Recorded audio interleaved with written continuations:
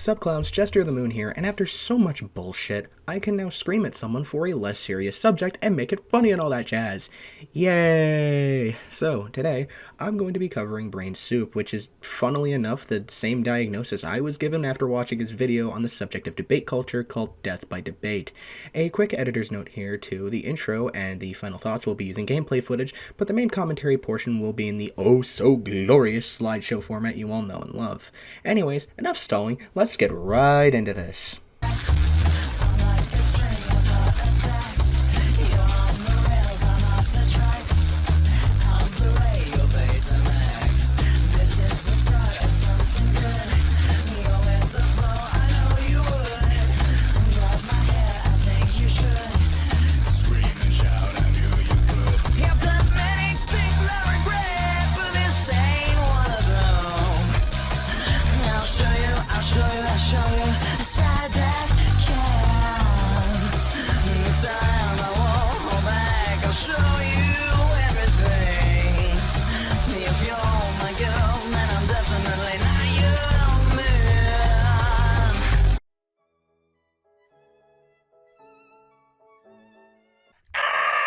There's an evil Ben Shapiro in my window! Ah!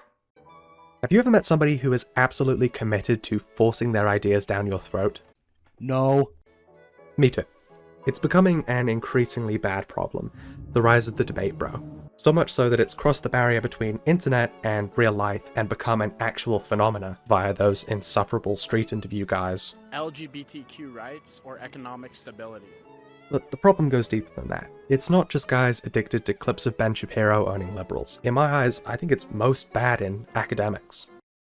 But let's start at the top. What is debate? Just kidding, we're not going back that far. You guys all know what debate is, but so we're all on the same page throughout this video, I'm going to give my own definition, which we'll use for the rest of it. I define debate as an exchange of ideas between two or more people. The Oxford Dictionary gives a much longer definition than that, which, to be honest, I disagree with. Debate has grown since the writing of that definition. It no longer refers to a conversation in a legislative capacity, and more refers to just a neutral sharing of ideals. I mean, I can hardly call the debate over Stellar Blade a public meeting after which a vote is put forward. Let's get real, the people who care about Stellar Blade have never been in public. Okay, that's cool and everything, but debate has been an exchange of ideals since forever. And your definition really isn't your own either. You're basically just using the Merriam-Webster definition of debate with extra steps. Said definition is as follows: a contention by words or arguments. Just fucking say that you agree with and will be using the Merriam-Webster definition, you pretentious douchebag. That aside, we also aren't at much of a good start here with how you're only bringing up the Oxford definition, which is only one of the two English dictionaries, which to me is both a skewed and dishonest form of presentation, because that is only one definition, and that you are implying that debate being more of an exchange of ideals and arguments than a legislative meeting is new, even though, like I said prior, it isn't fucking new, but also, why can't it be both? Either definition is not mutually exclusive from the other, and furthermore, the Oxford Dictionary of Debate is still relevant and applicable to today. I mean, fucking Christ, look at any government with a Senate, House of Commons, or Congress, or hell, even most news outlets. So with our definition established, let's talk a bit about the history of debate. Tracing the history of debate, at least online, is quite difficult, so for the sake of my sanity, we're going to start with Destiny. Listen, I ain't expecting you to have a 500-hour video the size of my schmeat to explain the in-depth intricacies of debate here, but at the very least you could do your due diligence and cover the history of debate from before the internet, especially since you did bring up the Oxford Dictionary, and that was published on February 1st, 1884, well before the internet was even a twinkle in the eyes of computer scientists. My overall point is that if you are willing to bring up such an old and archaic and outdated definition, how come you can't bring up debates from before the internet?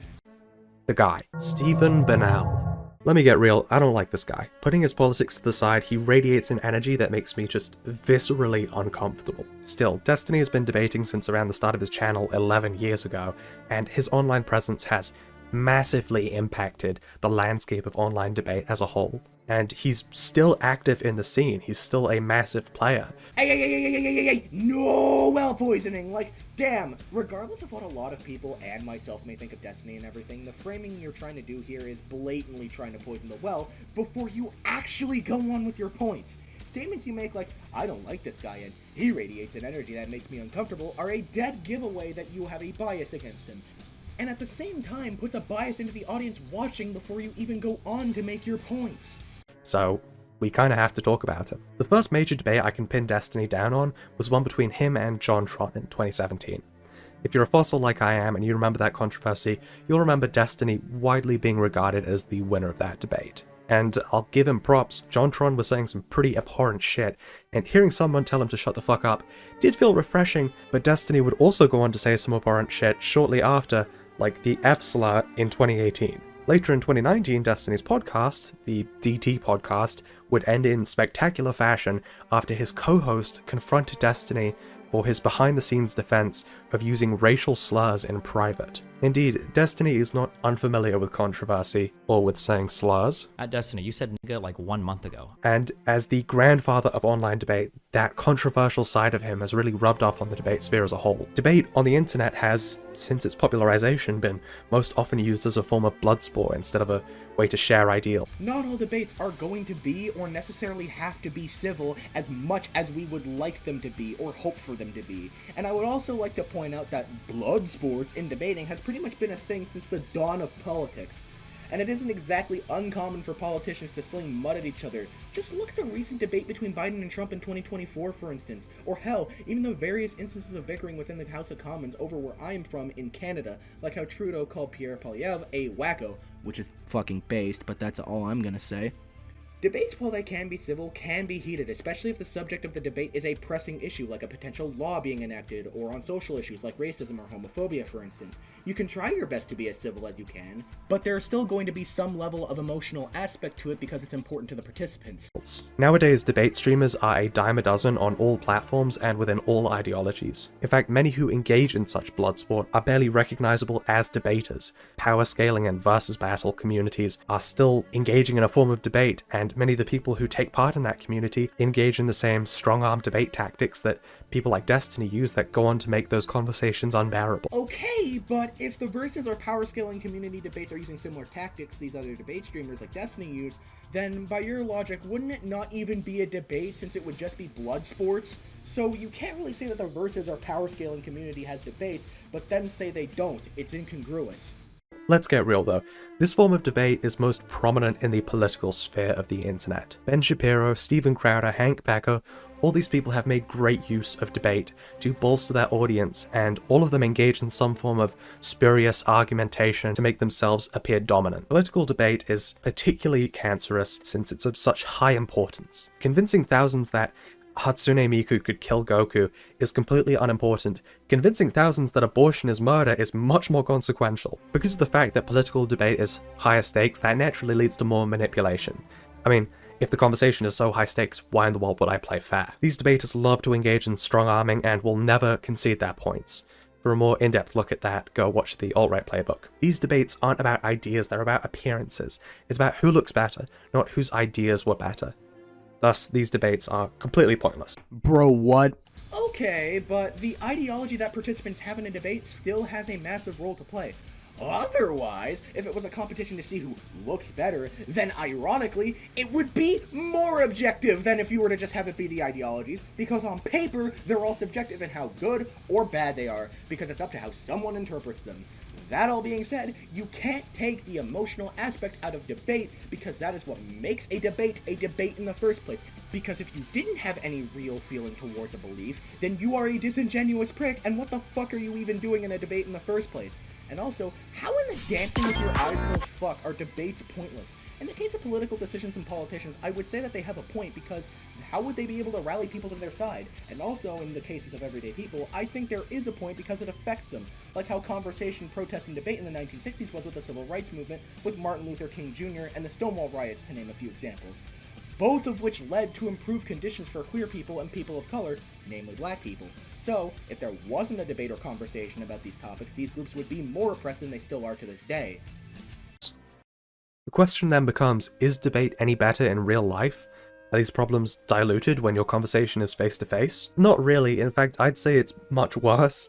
When people don't have the capability to look up the facts in an instant, they're much more likely to use strong-arm tactics and make dubious claims. Because realistically, how are you going to call them out on it? You don't have access to the facts right now.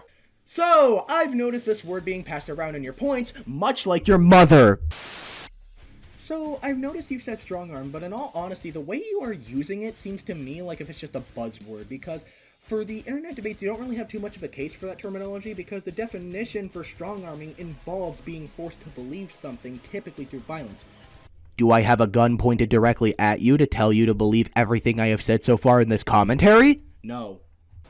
And while you would have more of a case for face-to-face real-life debates, you actually just kinda don't, because most debates, while they can get heated, usually never really lead to violence, because debates are usually just conversation. If someone wasn't comfortable debating out of fear of violence, then I don't think they'd be there. Also, bold presumption to make that someone wouldn't have the facts on hand either, since we do live in a world with smartphones and such that are pretty common, and you can easily fact-check information these days. So what gives? If debate is bad online and worse in real life, is there any point to debating somebody? No, there isn't. The word debate has become so tainted that it's near impossible to have a good conversation with somebody if you frame it as a debate. I am, at heart, a lover of debate. I love seeing ideals be exchanged. I think it's a core part of the human experience. That being said, my love of debate has been significantly dampened over these last few years because, frankly, you can't have a good debate anymore. You can have a good conversation, but a good debate is much, much harder to come by. And to be honest, solving this issue would require a major reframing of the political and social landscape of the Western world, which I, at the very least, do not have the power to do. If I were to give advice to all those like me, who enjoy hearing ideas be exchanged but can't stand the current debate landscape, I'd recommend avoiding debate online and in person, and instead just try listening to people having regular conversations. The worst vices of the debate crowd are largely not present and people just, talking. Wow! What kind of defeatist bullshit is this? So, like I've said already, there absolutely has been and currently is a point in debating because you are sticking up for what you stand for. That being said, debates and conversation are not mutually exclusive because both in premise and execution are the same thing, exchanging one's ideals and having a discussion about it. There is overlap going on. So what you're basically saying is to just give up on having discussions about anything, because if you were to have a conversation with your friends, not everyone in that group is going to fully agree with you. If you say, well, I like this one thing, and someone says, well, I don't like it, naturally an exchange of ideals is going to take place because each participant in the conversation is going to be curious as to why the other person has that opinion. If we as people did not do this with our friends and such, do you know how fucking boring conversation would be? The answer is very! And not necessarily all debates have to be fucking combative either. That is, unless, of course, you're talking to a very specific kind of person. I'm gonna hop in real quick just to ask you guys to like and subscribe and do all that jazz. This channel is trying to reach 10,000 subscribers by Yes, because the shameless self-promo is just going to be stuck awkwardly in the middle while you meander on about supporting your channel in the middle of the fucking video. Like, you could have just had it at the start, or better yet at the end. And now, if you'll excuse me, I'm going to jump in front of a train. Whee!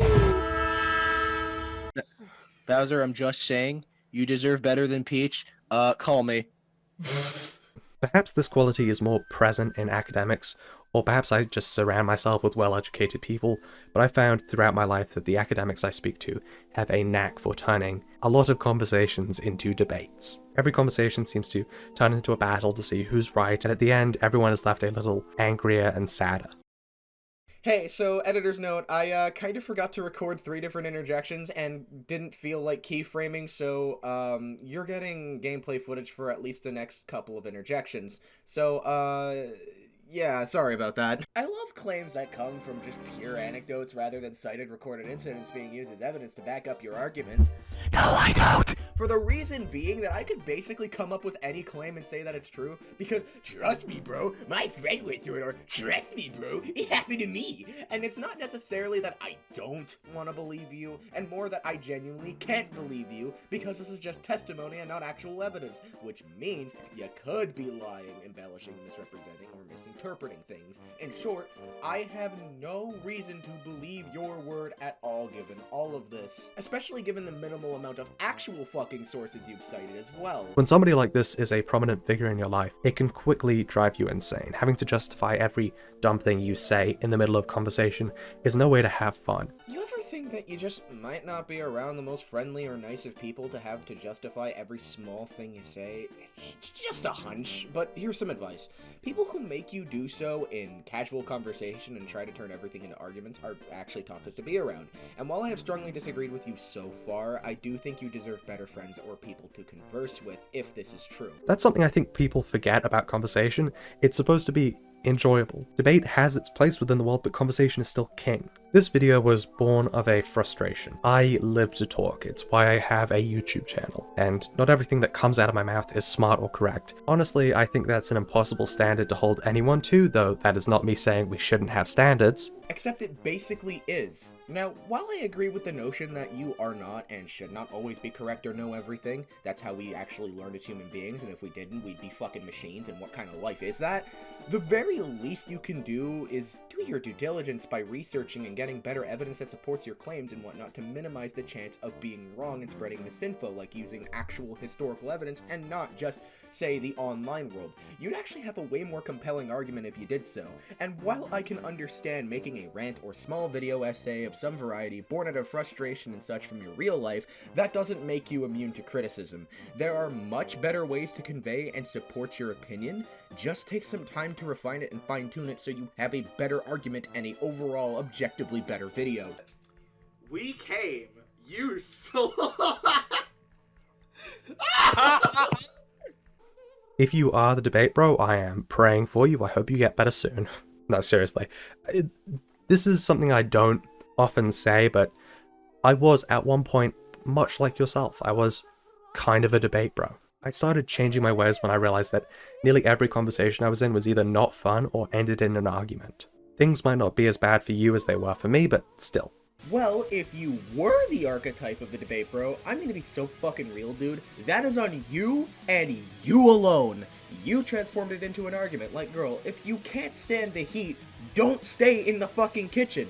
Just because you got your ass blasted harder than I did to your mother last night because you said some head-ass shit in a conversation doesn't mean you get to play the birthday boy card. If you are the debate bro, I would suggest using the doorknob method of conversation. The idea is that conversation is a lot like improv. One of the key rules of improv is not to ask questions, since it puts pressure on your partner to come up with an answer. In my eyes, conversation should flow freely like a river.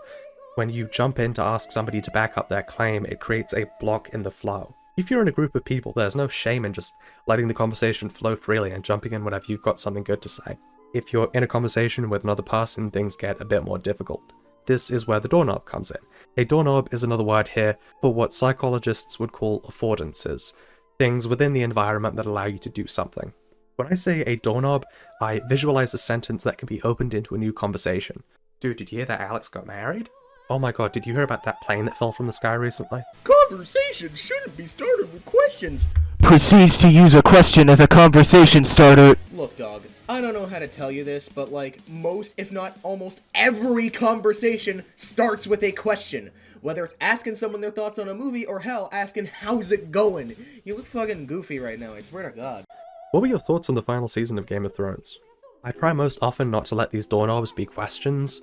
A question is answered by only one person, and a doorknob is a conversation for everyone. Okay, but like, have you ever thought that maybe, just maybe, that a question could be more open-ended towards a group of people and also be towards a single person? 'Cause, that's something that happens and happens pretty frequently, whether in an in-person conversation or a Discord call.